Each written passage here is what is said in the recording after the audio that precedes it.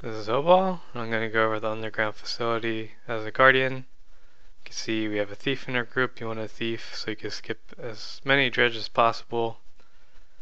And you want to start by stealthing and skipping them all. You want to kill the two that patrol so they can screw you over. You want to send somebody up for the switch and the mesmer as well so they can open up a portal just outside of the room with the switch. See, Hammer Bash puts you in combat. It's pretty lame, so only do it if need be. Usually use a focus instead. Just stealth and run past them in the door, have the mesmer close the portal. And the person's through, so you don't have to kill the trash at the door. Do have to kill the trash at this door, kill the two vets with your full group. And again, you want to kill the two that patrol on this walkway too. Send somebody up. They shouldn't even come in the room after they're done. They should just jump off and go to where you all meet up.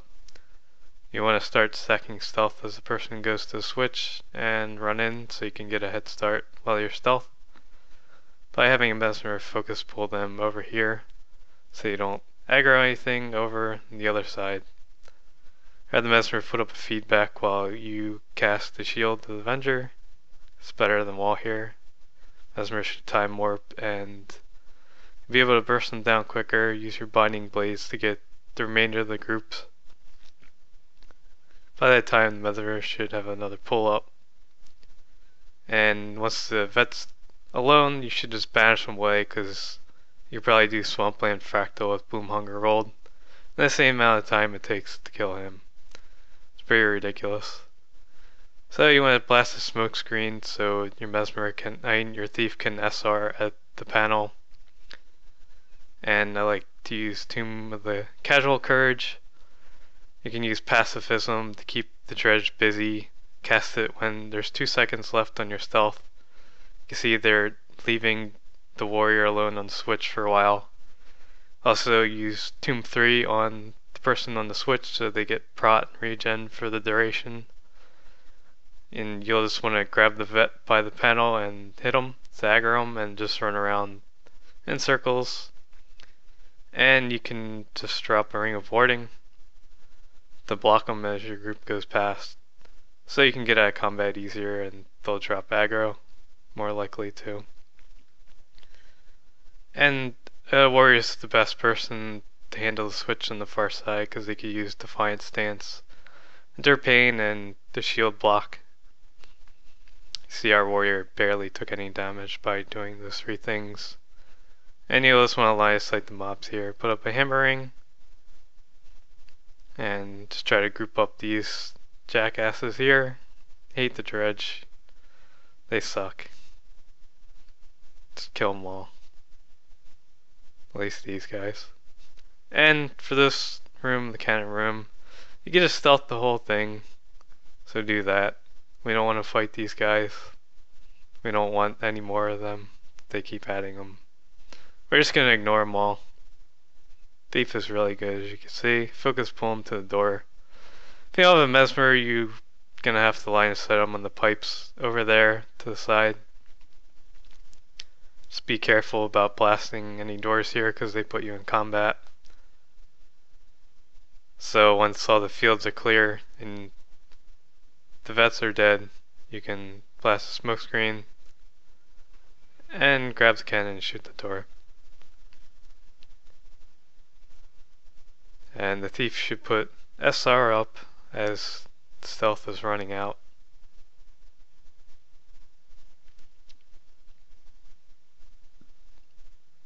And you're done. You don't have to fight a single dredge, which is great. And for this room, you can just run over here. It's also, if you do the cannon rune, you can get the jump on the champ.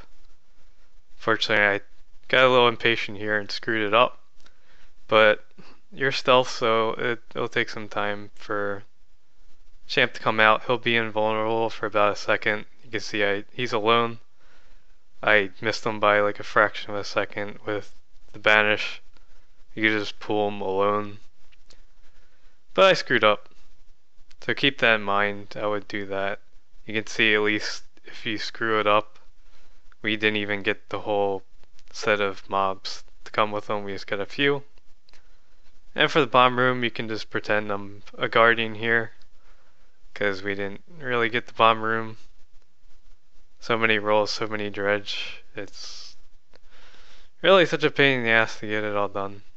So you would just want to use a ring of warding and line of warding here, and cast Shielded Avenger would be the best bet. Use a wall after that. And once they're dead, you just want to assign all the bombs to people so everybody knows what to go for. Blast smoke screen. If you have a mesmer, have them open a portal here. Just get some swiftness up and take all the bombs. You want to have your thief use Shadow Refuge at the door. Wait for everybody to group up, count down, and drop the bombs together. Once you drop them, just take the portal out, so you don't have to fight more dredge that spawn where you spawn.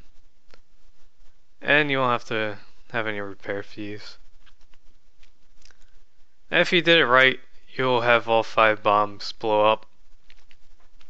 It takes 7 bombs to blow up the door, so have one person go alone and do the rest of the bombs. If you do it just one person at a time, they won't pick it up. And you shouldn't bother killing the dredge because you get to stealth past them. Just make sure you don't go anywhere near the door to fight the dredge because they probably will aggro and you have to kill them. And we don't want to kill dredge because they suck. So if you messed up the pool at the start of the cannon room, or you have bomb rooms and you can't do that and just pull them alone, you should just line of sight here at the pipes, put up a ring of warding and a wall. And then cast a shield when the wall's over. Watch out for the champ's smash.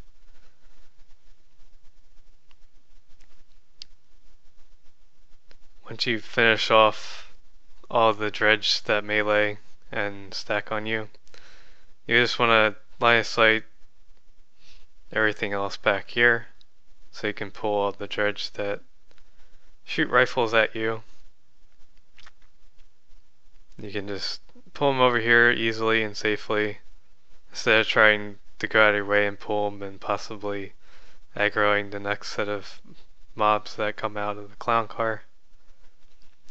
And ideally you just want to max melee the champ because he won't do his auto attack, he'll just do his ground smash.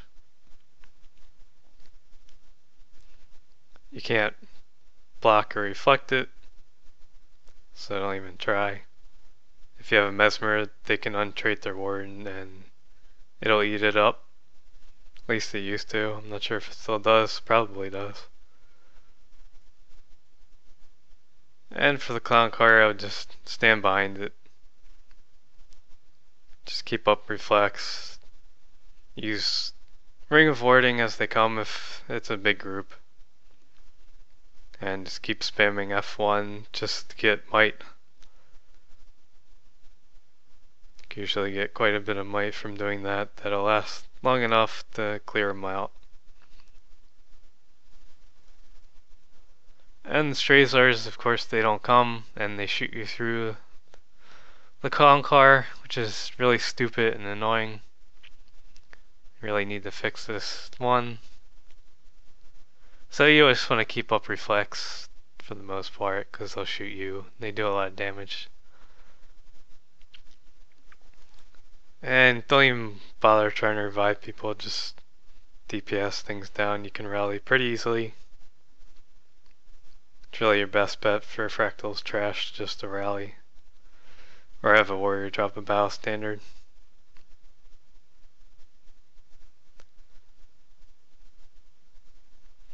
You can get out of combat if you run back to the door when there's nothing near you.